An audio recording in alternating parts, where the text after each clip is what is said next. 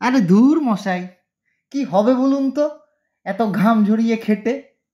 দিন তো আমার দিব্যি কাটছে ওই হাওয়াই চটি চেটে। বয়সটা আগে কম ছিল, তাই লিখতাম প্রতিবাদী গান। এখন কিছু না লিখেও তো পাওয়া যায় মহানায়ক সম্মান। আর এসব যত প্রোটেস্ট মিছিল, এসব করে কিছুই নেই যে পাওয়ার। যত দোষ সব মেয়েটারই তো। কি দরকার ছিল অত রাতে সেমিনার রুমে যাওয়ার? কি দরকার ছিল অত শখ করে ডাক্তারিটা পড়ার? কি দরকার বিয়ে না করে পরের সেবা করার?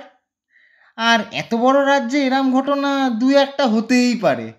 আর তাছাড়া 10 লাখ টাকা তো পৌঁছেই যাবে মেয়েটার পরিবারে।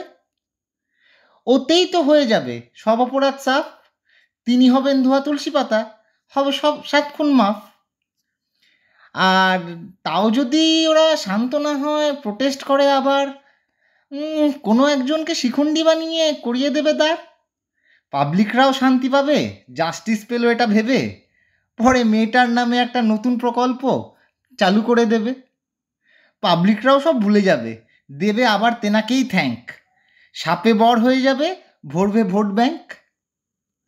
তবে একটা শুধু দুশ্চিন্তা ঘুরছে বারে বারে।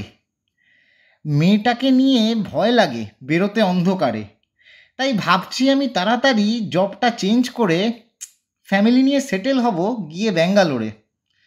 সবাই যখন বলছে কিছু, আমি বা কেন যাব বাদ? সোশ্যাল মিডিয়ায় স্ট্যাটাস দেব, বাংলা জিন্দাবাদ।